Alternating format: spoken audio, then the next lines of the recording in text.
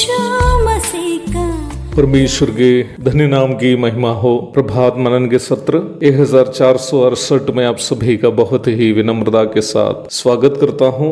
आइए आज के मनन के लिए हम पढ़ते हैं तीमुथियुस को भेजी गई पौलुस की दूसरी पत्री अध्याय 2 पद 6। जो किसान परिश्रम करता है फल का अंश पहले उसे मिलना चाहिए। पौलुस के समय के किसान लोग इतना मेहनती थे कि वे तब तक खेत में मेहनत करते थे जब तक वे लोग पूर्ण रूप में थक नहीं जाते थे। प्रारंभ में पढ़ी गई पद में मूल भाषा में पौलुस ने जो शब्दावली का उपयोग परिश्रम करने वाला किसान के लिए किया है वह उस जमाने के उन किसानों को दर्शाता है जो थक कर गिर जाने तक खेत में परिश्रम करते थे। वास्तव में यहाँ प्रेरित पौलुस अपना शिष्य तीमुथियुस को यह समझा रहा है कि सेवा के प्रति एक मसीही सेवक का मनोभाव अथवा एटीट्यूड क्या होना चाहिए। सेवकाई की कठिन परिस्थितियों के बारे में वास्तव में शिकायत करने का अधिकार एक सेवक को नहीं है। कोई भी किसान जब अपना खेत में काम करता है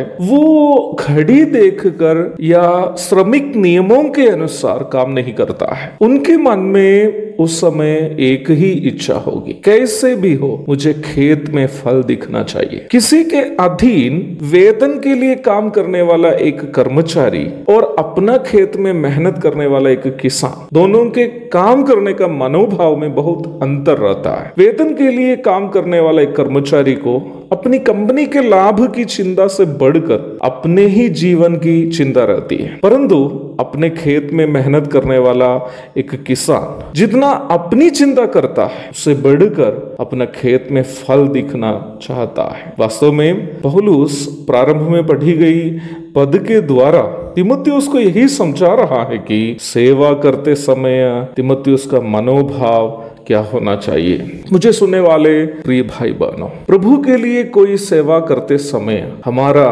मनोभाव क्या है? सेवा से मिलने वाले फायदाएं या आत्माओं का उद्धार एवं विश्वासियों की आत्मिक बढ़ोतरी? हमारा मनोभाव क्या है? यदि हमारा मनोभाव आत्माओं का उद्धार एवं विश्वासियों की आत्मिक बढ़ोतरी देखना है वो उतना आसान भी नहीं है प्यारों।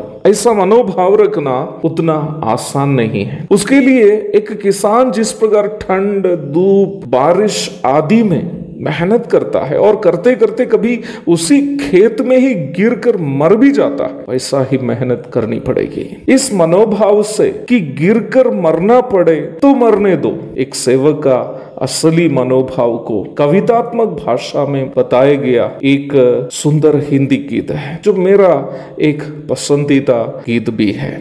सेवा यीशु से हमको मिली है, मिट्टी के बर्तन लेकिन खजाना है स्वर्ग का। सेवा यीशु से हमको मिली है, मिट्टी के बर्तन लेकिन खजाना है स्वर्ग का।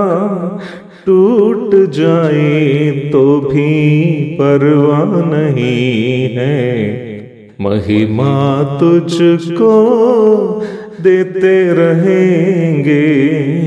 टूट जाए तो भी परवाह नहीं है, महिमा तुझको देते रहेंगे। जैसे ही मैंने आज का प्रभात मनन तैयार किया, ये गाना मेरे हृदय को बहुत प्रभावित किया था। टूट भी जाए परवाह नहीं है। वास्तव में ऐसा ही एक मनोभाव जो सेवक को होना चाहिए उसकी चर्चा प्रारंभ में पढ़ी गई पद में पौलुस कर रहा है। और ये प्रभात मनन जैसे मैं करके समाप्त कर रहा था, मेरी नजरें एक व्हाट्सएप पोस्ट पर गया जिसमें ग्रहाम स्टेन्स की विधवा श्रीमती ग्लाडिस स्टेन्स 20 वर्ष के पूर्व अपने पिताजी के संग शहीद हुए अपना प्रिय बेटा फिलिप को भेजी गई एक काल्पनिक चिट्ठी के कुछ अंश पर गई।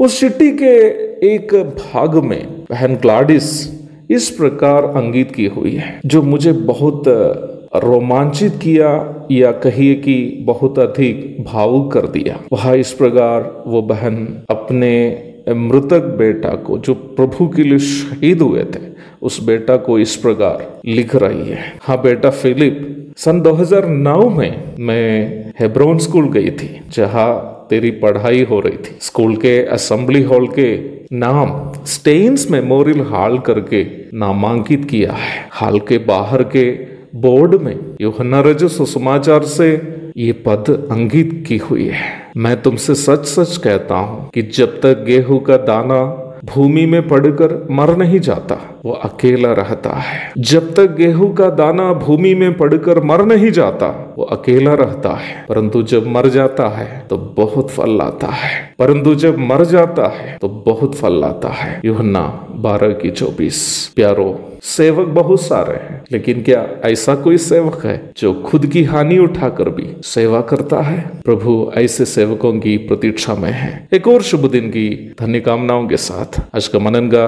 मैं यहाँ पूर्ण विराम करता हूँ। प्रभु आप सबको आशीष दे। आमीन।